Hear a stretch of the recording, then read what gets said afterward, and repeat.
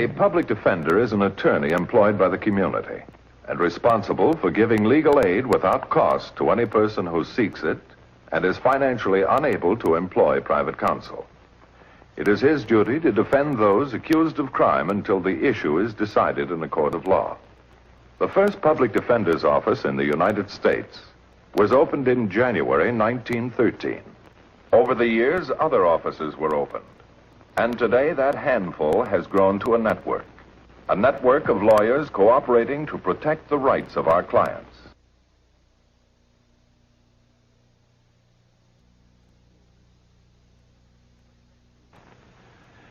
They say truth is stranger than fiction.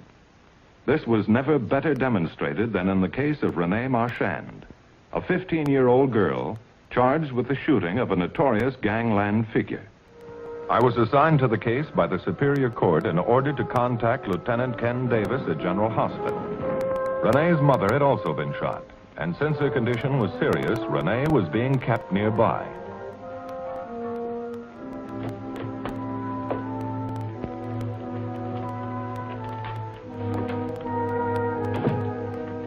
Mrs. Marchand, Wes? In a coma. The doc says she's entering the crisis. I wanted you around in case she talked. Might mean something to your client. Any idea who shot him? Sure, but I can't prove it. That's up to you. What do you mean? The kid may be able to give you the answers, if you can get her to talk. Still won't talk to the police.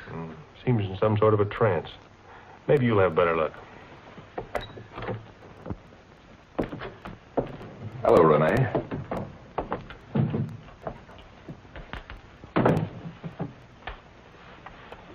Is she dead? Your mother's still alive, Renee. Nous serons toujours ensemble. What did you say? It means always we will be together. My mother, my father, and I've always remembered it when there's trouble. Why don't you tell me what happened? I must know the truth before I can help you. Will the truth make my mother well again? Bring my father back to us? The truth has performed many miracles. Where should I start? From the beginning. Well, I guess that would be back in France in 1940, before I was born. My mother was one of the thousands who fled Paris before the fall of France. It was just outside of Chartres that she said goodbye to my father.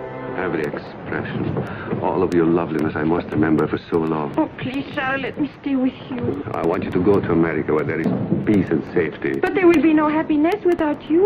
We have so much more than ourselves to think of now.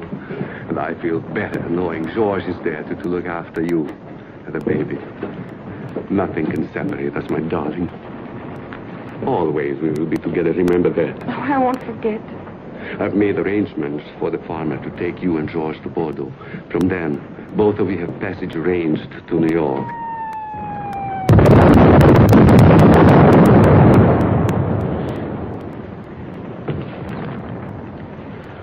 George! Or I thought you two would never finish your goodbyes. Your sergeant is becoming very impatient. He says your company is to move up in 10 minutes. I'll be right there. George, take good care of Colette and the baby. Of course, they will be like my own. You have to write the War Office if there is any change in your address in America. There will be no change. My restaurant is very small. That will furnish us a living until you are away. No, I'll wait outside. But hurry! All right, George, all right. Promise me one thing. When the baby is born, name her Renee. There are also boy babies. Not for us. We are going to have a daughter. And I want her to be as happy as you have made me. Come on, darling. And as the years of war continued, Charles and Colette sought to remain near one another by means of letters.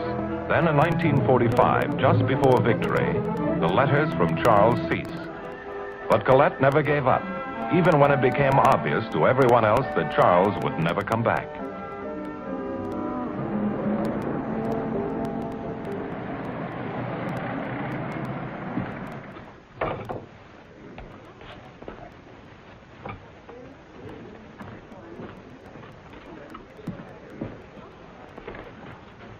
Voilà.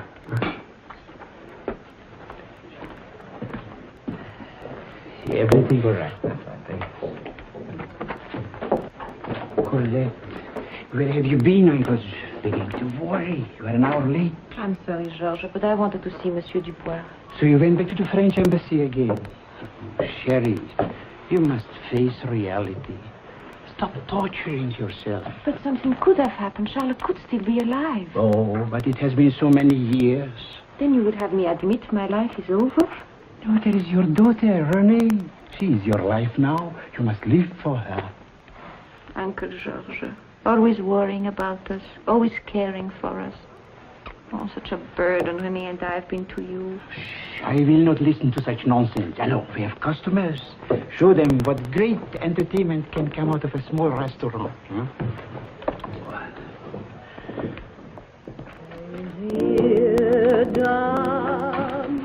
I am sorry, Monsieur Harrison. We're forced to close early tonight. My stove doesn't work. I didn't come here to eat. But, right, I tell her you were here. Sherry. Good evening, Mr. Harrison. How many times have I got to tell you the name's Judd? Come over here and sit down. Got some great news for you, Colette. What do you mean? I just bought the Calcutta Club. You're going to sing there, maybe become a big star. How does that sound? Oh, I'm sorry, Oh, but... you're always sorry and you always say no. This time I'm not listening. Here's your first week's salary. But Mr. Harrison, Judd, this is so much. I mean, I'm not really a professional singer. Why do you want me? When you go home, look in the mirror. You'll see for yourself. See you later.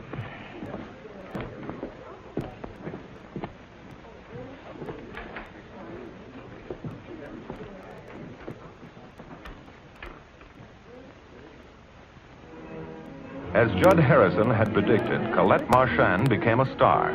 Her talent and beauty were contributing factors.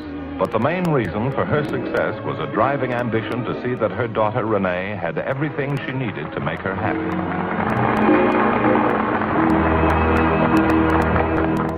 You tell Jenkins that wire service stays the way it is. It's taken us 5 years to set up book in that territory. No DA's gonna scare us out. Sure, I'll take care of it. Don't I always? Hello, Talon.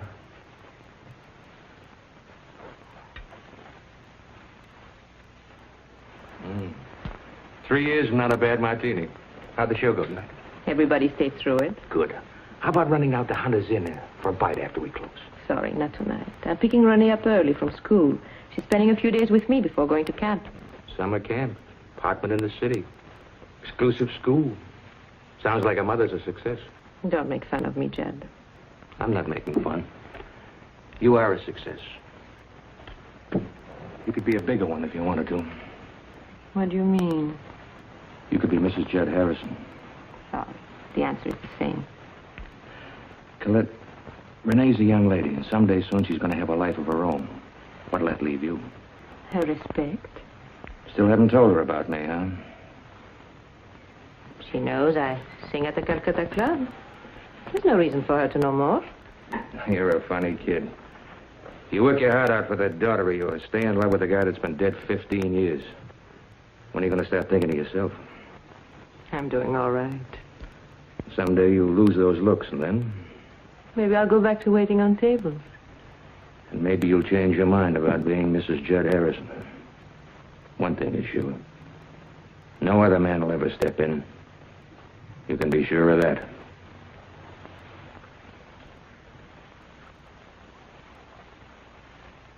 Oh, it sounds wonderful. Maybe I can go. I'll call you back, Ricky. Bye. Oh, Mother, you look just beautiful. Why, thank you for those nice words. You may zip me up. Oh, that was Ricky Carson on the phone. For 40 minutes, I gathered that much. His fraternity is having a party on his father's boat. They want me to come. Georges? Georges, it's only 8 o'clock. Oh, Colette, I must speak to you. It's something of great importance. Well, certainly. Honey, go get my wrap. Colette, I met someone. He wants me to give you a message. Nous serons toujours ensemble. Always. We will be together. Remember that day, Colette.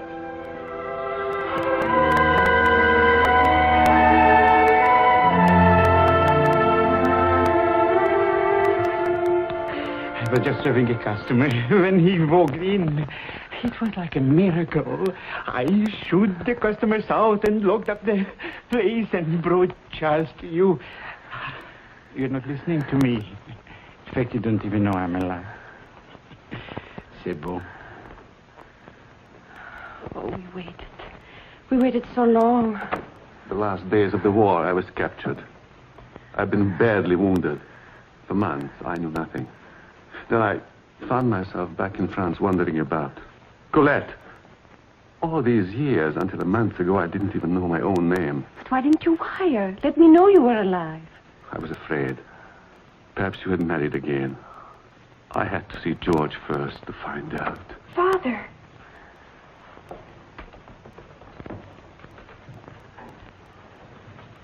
Ma petite! The baby whom I have never seen now is a young woman. You are just like your pictures. A little older, perhaps, but so much happier. And for the three of us, the rest of our lives shall be happiness. I promise you that.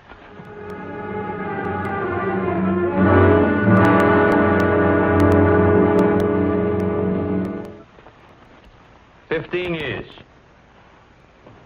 Now he returns. Crazy, isn't it? Wonderful would be a better word. After all those years, you're still in love with him? Charlie's my husband. He, Renee, and I can be a family again. What about me? What happens to me? Do you realize I love you, too? Never tried to encourage you, Judd. Well, I'm just supposed to forget the whole thing, huh? Well, I'm afraid there's no alternative. Good night, Judd. None for you, perhaps. What do you mean? Todd, we made a bargain. I fixed it so your daughter could have the best of everything.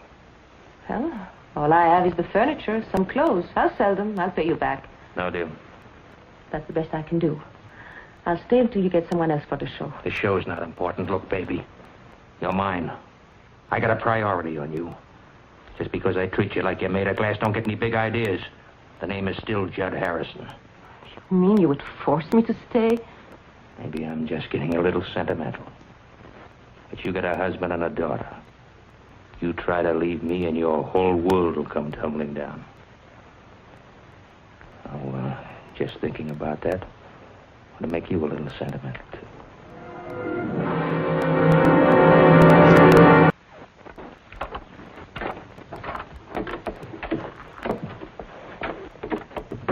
So sorry, Charlotte, to be this late. It's nearly morning. A nightclub singer does not lead a normal life. Well, anyway, Renee and I had a good visit. She told me all about you. Told you what? About your job, how hard you have worked. Is there more?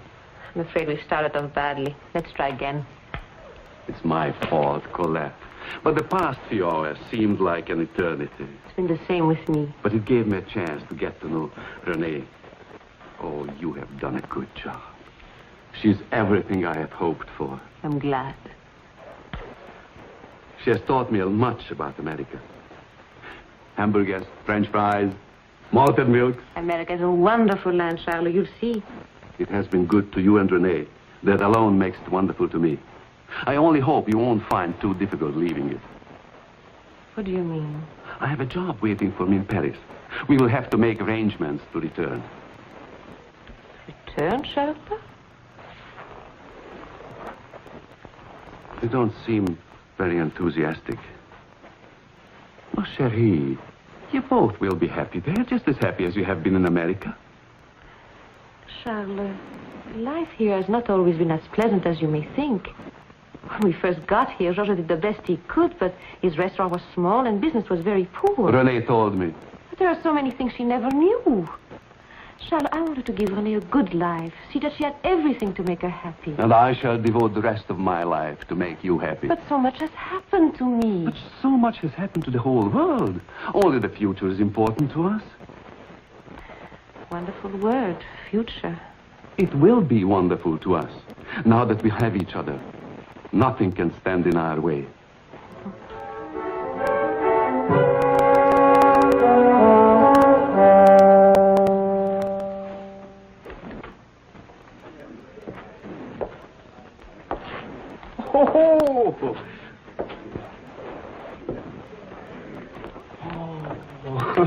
Oh, it has been many days since you were here. Did you get so Americanized that you forgot about French cuisine? Huh?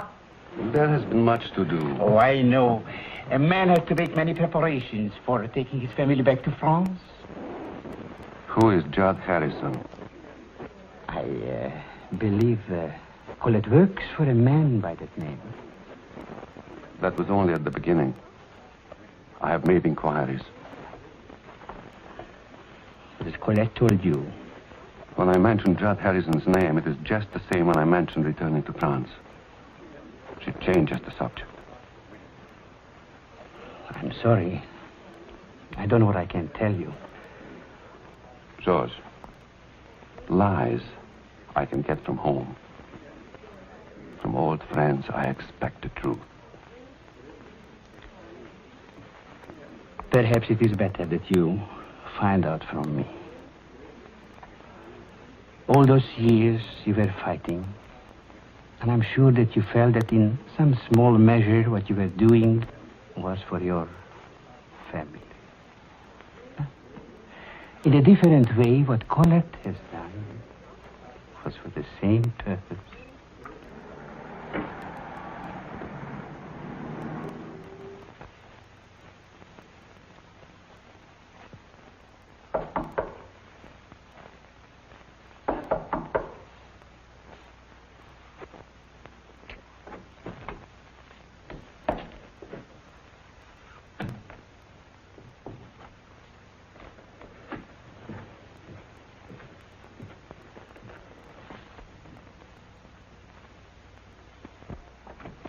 Stupid. I don't want to argue about it anymore.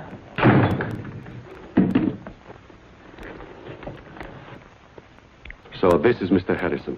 Now that we've been properly introduced, I got a suggestion for you, Mr. Marshall. Get out of here. Get out of Colette's life. Colette's life is my life. I'm afraid you're in for a big surprise. Don't you think so, honey?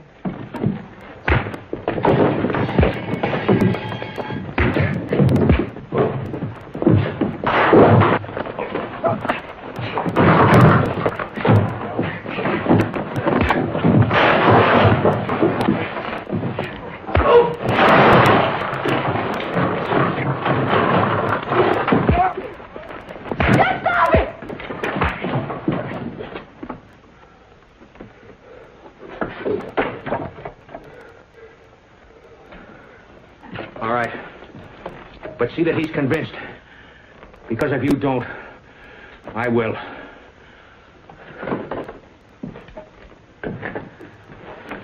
Charles, I cannot go back to France with you. I see. No, you don't. I wish there was some way I could explain. Georges has already explained. But he neglected to add that it was not just Renee's welfare that kept you here. You better go. What about Renee? You can't continue to hide your association with such a man. I would not stand in your way if you wish to take her back to France with you. You could not help yourself. Renee all but worships you. Perhaps if she knew the truth. It takes more than words to destroy such affection. I know that myself now.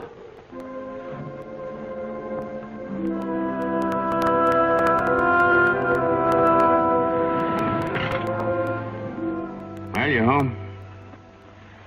Colette, still worried about your husband? It's too late to think of Charlotte now. What is on your mind?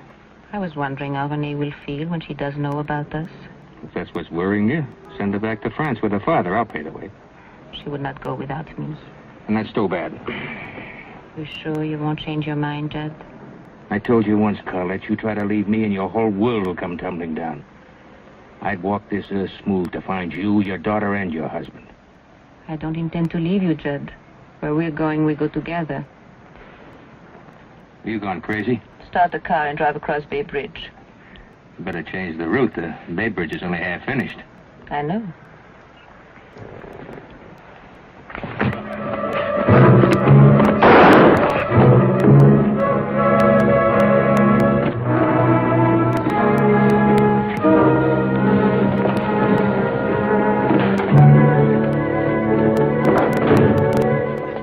Miss Marchand, I know that you don't feel like answering questions. But there are a few things I have to ask. Did your mother own a gun? We found a piece of cloth with the initials J.H. Does that mean anything to you?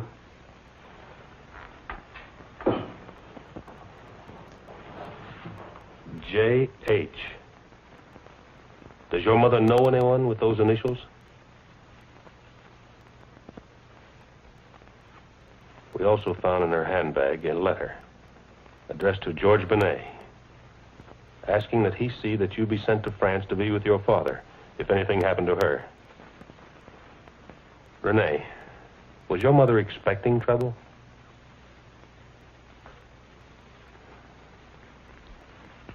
Would you like to go to the hospital with me? Be near your mother. Want to get ready?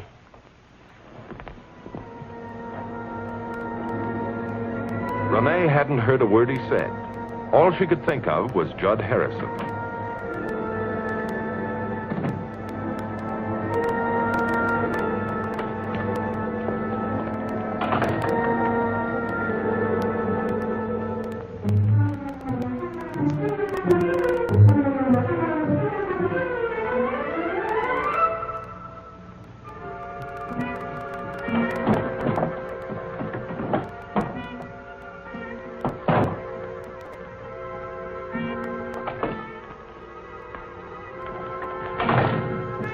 Oh, Renee.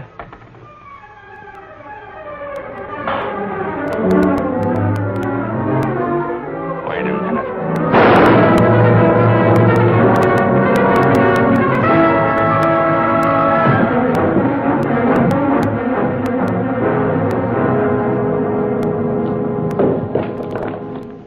Then I went to the police, told them what I'd done. And I'm not sorry, Mr. Matthews. Because of that man, I'm all alone.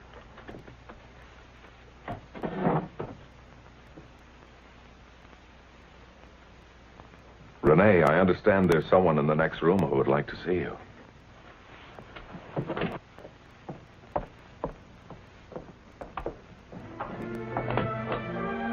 Renee, she's going to be all right.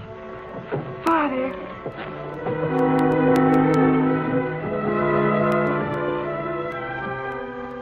How did you find Marchand? A friend of the family knew which plane he was taking. What did you learn from the girl? That Harrison had it coming, in spades. Sont toujours ensemble.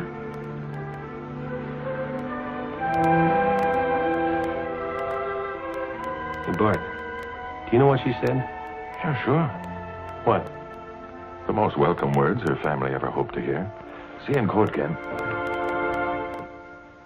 Judd Harrison also recovered, but on subsequent investigation was found guilty of income tax evasion and sentenced to prison. As for Renee, extenuating circumstances and the fact that she was a juvenile played heavily in her favor. She was released into the custody of her parents on summary probation. All three are now back in France. No malted milk and hamburgers, perhaps, but the Marchands have found happiness. The case you have just seen was brought to a fair and just conclusion through the efforts of a public defender.